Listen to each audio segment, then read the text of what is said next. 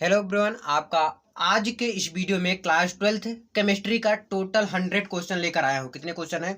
100 question है। सोच, total total 100 question है। Very very most important. इसके बाहर से आपका नहीं आने वाले। यदि आप 2022 एग्जाम देने वाले हैं तो ये वीडियो आप लास्ट तक जरूर देखें। कॉपी कलम लेकर बैठ जाइए, क्योंकि देखिए 2022 में यही आएगा। क्योंकि एक अध्याय 1 से लेकर 14 तक, 14 नंबर तक, देखिए अध्याय से 1 से 14 तक very very most important question 2022 के लिए बताने वाला हूँ।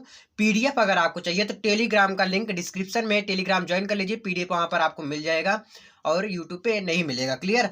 और ये 100 क्वेश्चन काफी टाइम लग गया बनाने में, ठीक है? तो ये समझ लो चुन चुन के एकदम बनाया गया है। चुन चुन मीन समझ रहे हो ना? देख के अनसॉल्व पेपर से समझ लीजिए उठाया गया है। इंपॉर्टेंट क्वेश्चन से उठाया गया, जो लगातार पूछे जा रहे हैं क्वेश्चन, उससे उठाया गया है। ये क्वेश्चन आपका जितना मैं दे रहा हूँ 100 क्वेश्चन, इसको आप टारगेट बना लीजिए कि इतने दिन में मुझे इतना कंप्लीट करना है। कितने दिन में? जो आपका टारगेट हो उतने दिन में मुझे इतना कंप्लीट करना ही करना है। इसके बाद आपको कुछ आगे का करना है। तो ये चीज आप जरूर देखिएगा। इसके बाद आपको फिजिक्स का मिलेगा और केमिस्ट्री का मिल ही रहा है, मैथ्स का भी मिलेगा। क्लियर? तो 2022 में यही आएगा। तो प्लीज इसको शेयर जरूर करिएगा। अगर अभी तक आप लाइक नहीं किए, अगर आप एक लाइक कर देते हैं ना, तो ये क्या होता है, मैं अगला वीडियो आपके लिए फिर सोच लेता हूँ कि अब बनाऊँ। मतलब एक एक लाइक सभी लोग करिए फटाफट। जितने लोग देख रहे हैं लाइक जरूर कर दीजिएगा, और चैनल को सब्सक्राइब नहीं किए करके बेल आइकन प्रेस कर लेना। टेलीग्राम भी ज्वाइन कर लेना, क्योंकि एग्जाम जितना भी करीब आएगा, जितना पास आएगा, उतना ही बेहतरीन बताया जाएगा। चलो स्टार्ट करता हूँ। देखिए पहला क्वेश्चन है, एससीसी की संकुलन दशा। ये एक नंबर भी पूछ सकता है। तो बीसीसी की, एफसीसी, तीनों बता रखा हूँ। आप जाके सर्च करिए एससीसी, बीसीसी, एफसीसी की संकुलन दशा बाय अतुल सेंटर, तो आपको मिल जाएगा। क्लियर? और बहुत इजी आसान तरीके से, जो कि आप ऊपर आता भी है मेरा वीडियो, आप जाके देख लीजिएगा। क्लियर? चौथा नंबर क्वेश्चन है, 60 की दोष क्या होता है? ये 4 दोष होते हैं। 60 की दोष, रिक्तिका दोष, फ्रेंकल दोष, अंतराकाशी दोष। तो 60 की दोष, रिक्तिका दोष, फ्रेंकल दोष, अंतराकाशी दोष, ये पहले लेसन से इतना इंपॉर्टेंट है। क्लियर? पहले एससीसी, बीसीसी, एफसीसी तीनों संकुलन दस्ता पूछ लेगा। 60 की दोष, रिक्तिका दोष, फ्रेंकल दोष, इससे न्यूमेरिकल भी आ सकता है। क्लियर? तो ये क्लियर हो जाएगा आपका। आगे देखिए नॉर्मलता कि नॉर्मलता क्या होता है? मोलरता, मोललता। ये लेसन नंबर दूसरे से है। मोल अंश या मोल प्रभाज, यानी कि दोनों एक ही नाम है। चाहे मोल प्रभाज पूछेगा, चाहे मोल अंश पूछेगा, दोनों में से एक ही पूछेगा। तो आप क्लियर कर लीजिएगा, ठीक है? मोल अंश या मोल प्रभाज। विसरण तथा परासरण में अंतर बता रखा हूं, जाके आप देखिएगा। जो भी आपको डाउट होता है तो आप कमेंट करके पूछिएगा। विसरण तथा परासरण में अंतर। क्लियर? वायल वांट हाफ का नियम, वायल वांट हाफ का नियम क्लियर कर लीजिए। चार्ल्स वांट हाफ का नियम, चार्ल्स वांट हाफ का नियम। वाष्प दाब में अनुमान। तो पहले पेज में टोटल 15 क्वेश्चन थे, इसको लिख लीजिए। टेलीग्राम ज्वाइन कर लीजिए। टेलीग्राम में आपको 2 घंटे के बाद पीडीएफ मिल जाएगा। क्लियर? 2 घंटे के बाद टाइम देख लीजिए, मिल जाएगा आपको। तो 15 नंबर क्वेश्चन तक क्लियर। मोलरता, मोल अंश, मोल प्रभाज, विसरण तथा परासरण, वायल वांट हाफ का नियम, चार्ल्स वांट, वाष्प दाब में अनुमान। चलिए अब अगले पेज में चलते हैं। अगला क्वेश्चन है राउल्ट का नियम। क्या? राउल्ट का नियम बहुत ज्यादा इंपॉर्टेंट है, कई सालों से पूछता चला आ रहा है। तो राउल्ट का नियम क्लियर करिए। हेनरी का नियम, ये सब जितने क्वेश्चन है बहुत ही इंपॉर्टेंट क्वेश्चन है, तो क्लियर जरूर करिएगा। हेनरी का नियम क्या है? वांट हाफ गुणक, गुणांक कहीं कहीं रहता है, गुणक कहीं कहीं रहता है, ठीक है? इस तरह रहता है, गुणक भी रहता है, वांट हाफ गुणक।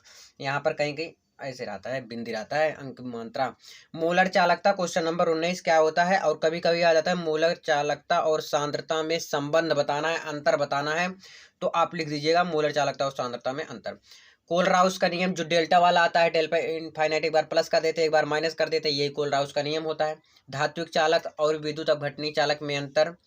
प्रबल वैद्युत अपघट्य, दुर्बल वैद्युत अपघट्य, विद्युत अपघटनी सेल, विद्युत रासायनिक सेट, इन दोनों में से कभी कभी अंतर भी पूछ लेता है, इसलिए मैं बता दे रहा हूँ।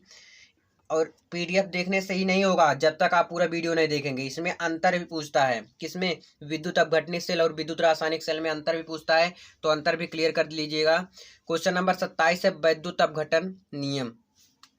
क्लियर? फैराडे नियतांक क्या होता है और विद्युत अपघटन नियम। क्लियर? फैराडे नियतांक। आप ये कमेंट करके जरूर बताइए, अपना हाजिरी लगाइएगा लाइक करके। दूसरी बात, कमेंट करके जरूर बताइएगा कि आपको इसमें से कितने क्वेश्चन आते हैं। कमेंट करके आप जरूर बताइएगा। इलेक्ट्रोड विभव और मानक इलेक्ट्रोड विभव में संबंध, विद्युत वाहक बल क्वेश्चन नंबर 30। तो 15-15 क्वेश्चन कर दिया हूँ 2 पेज में। क्लियर? तो विद्युत वाहक बल क्लियर हो जाएगा आपको, कोई दिक्कत कोई डाउट नहीं ना? तो विद्युत वाहक बल भी आप क्लियर कर लीजिएगा। इलेक्ट्रोड विभव और मानक इलेक्ट्रोड विभव ये भी बहुत ज्यादा इंपॉर्टेंट है, और विद्युत वाहक बल भी बहुत ज्यादा इंपॉर्टेंट है। तो क्वेश्चन नंबर 30 तक आपका डन हुआ। क्वेश्चन नंबर 31 अगले पेज में, चलो मिलते हैं। क्वेश्चन नंबर 31, क्वेश्चन नंबर 31 यानी कि नेक्स्ट समीकरण और उपयोग। इसका समीकरण बताना भी है क्या होता है, इसका फॉर्मूला भी होता है ना, इसका उपयोग भी बताना है। संक्रियण ऊर्जा क्या होता है, फेन प्लवन विधि, और प्रगलन तथा निस्तापन मैं नहीं लिखा हूँ तो भूल गया हूँ मैं भी, जस्ट याद आ रहा है, मुझे ये भी लिखना चाहिए था। तो प्रगलन और निस्तापन 2-2 लाइन का है, याद कर लीजिएगा। और तब फेन प्लवन विधि आप याद कर लीजिएगा, लिख लीजिए, एक इंक्लूड कर लीजिए, प्रगलन और निस्तापन। क्वेश्चन नंबर 34 है, यानी कि 34 है। विद्युत अपघटनी सेल और गैल्वेनिक सेल में अंतर पूछ लेता है कभी कभी 1-2 नंबर में। तो 2 नंबर में अगर आ गया तो दोनों को अच्छे से लिखना है। आणविकता एवं कोटि में अंतर। क्लियर? प्रथम कोटि की अपक्रिया क्या होती है, शून्य कोटि की अपक्रिया क्या होती है, मतलब शून्य कोटि टी हाफ होगा और ये प्रथम कोटि टी इक्वल टू होगा ना। बहुत आसान है, और इससे रासायनिक बलगतिकी से पार्ट से न्यूमेरिकल भी आता है, तो एक मैं न्यूमेरिकल भी इंक्लूड कर दिया हूँ, और अधिकांश न्यूमेरिकल इसी में से एक जरूर ही आता है, और एक न्यूमेरिकल मैं बता भी रखा हूँ इससे रासायनिक बलगतिकी के। क्लियर? चलिए क्वेश्चन नंबर 39 है। टिंडल प्रभाव क्या होता है, पेप्टीकरण क्या होता है, ब्राउनी गति, अस्कंदन। ये जो होता है ना, टिप्पणी ऐसे आ जाएगा क्वेश्चन में, टिप्पणी कीजिए, 3 दे देगा और तीनों को टिप्पणी करना पड़ेगा। 2-2 नंबर का कर देंगे और 2-3 6 नंबर हो जाएगा। तो 6 नंबर यहाँ से आपका उठ जाएगा। आपका पेप्टीकरण, ब्राउनी गति और अस्कंदन बहुत ज्यादा इंपॉर्टेंट है। द्रव स्नोही कोलाइड क्या होता है, और द्रव विरोधी। तो कभी कभी अंतर भी आ जाता है, पूछ लेता है कि द्रव स्नोही कोलाइड और द्रव विरोधी कोलाइड में अंतर बताइए, तो दोनों का अंतर आपको लिखना पड़ेगा। तो क्वेश्चन नंबर 43 द्रव स्नेही कोलाइड है, और क्वेश्चन नंबर 44 जो है द्रव विरोधी। तो दोनों में अंतर पूछ लेता है, तो अंतर भी आपको लिखना पड़ेगा। क्वेश्चन नंबर 45 है। स्वर्ण संख्या। स्वर्ण संख्या किसे कहते हैं, बहुत ईजी है, अच्छे से क्लियर कीजिएगा। ये टिप्पणी में आएगा, 2 नंबर में आ सकता है, 1 नंबर में भी दे सकते हैं कि टिप्पणी कीजिए। अगर टिप्पणी कर लेंगे तो आपको पूरा का पूरा नंबर मिलेगा, यहाँ से कोई नंबर कटने उठने वाला नहीं है। क्लियर? तो question number 45 clear. Question number 46 अगले पेज में। क्वेश्चन नंबर 46 है। रच्छी कोलाइड क्या होता है, रच्छी कोलाइड क्या होता है, अस्कंदन क्या होता है। ठीक है, ये सब टिप्पणी करने के लिए आ सकता है। क्वेश्चन नंबर 48 देखिए कैसे आएगा। प्रेरित उत्प्रेरण एवं स्व उत्प्रेरण। प्रेरित उत्प्रेरण एवं स्व उत्प्रेरण क्या होता है, क्वेश्चन नंबर 48। 49 देखिए, मैं प्रगलन और निस्तापन लिख भी दिया हूँ। ठीक है, क्वेश्चन नंबर 49 में सोचा नहीं लिखा हूँ। 50 नंबर है वात्या भट्ठी। वात्या भट्ठी बनाने की ये सब विधि लिखनी है आपको, कैसे कार्य करता है ये भी आपको लिखना पड़ेगा। क्लियर? तांबे के मुख्य अयस्क। तांबे के मुख्य अयस्क बहुत ज्यादा जरूरी है, 2-3 ही लिख लेंगे तभी आपको नंबर मिल जाएगा। तो याद कर लीजिएगा, 4-5 याद कर लीजिए, 2 लिख दीजिएगा, उस टाइम तो याद ही रहेगा। फास्फीन बनाने की प्रयोगशाला विधि, ये आपका आ जाता है पिब्लॉक का, बहुत ज्यादा इंपॉर्टेंट है। पिब्लॉक से 6 नंबर का शायद आपको आता है ना। प्रयोगशाला में ओजोन बनाने की विधि, ये इसी में कहा है। H2SO4 यानी कि H2SO4 क्या होता है, सल्फ्यूरिक अम्ल होता है। तो सल्फ्यूरिक अम्ल निर्माण की शीर्षकच्छ विधि, संपर्क विधि, 2 विधि होती हैं, 2 में से एक पूछ लेता है। अधिकांश बार क्या पूछा है, संपर्क विधि पूछ लिया है, शीर्षकच्छ विधि भी पूछा है। तो दोनों आपको मैं कहूंगा, सजेस्ट करूंगा कि आप दोनों तैयार कर लीजिएगा। तो सल्फ्यूरिक अम्ल जो होता है उसकी सहायता से मतलब शीर्षकच्छ की सहायता, शीर्षकच्छ विधि द्वारा आपको सल्फ्यूरिक अम्ल कैसे बनाना है, और संपर्क विधि द्वारा आपको सल्फ्यूरिक अम्ल कैसे बनाना है। क्वेश्चन नंबर 56, उत्कृष्ट गैसों का निर्माण। उत्कृष्ट गैस का निर्माण कैसे होगा, यानी कि उत्कृष्ट गैस का उपयोग कैसे करेंगे, ये क्वेश्चन नंबर 56 है। 57 है अमोनिया।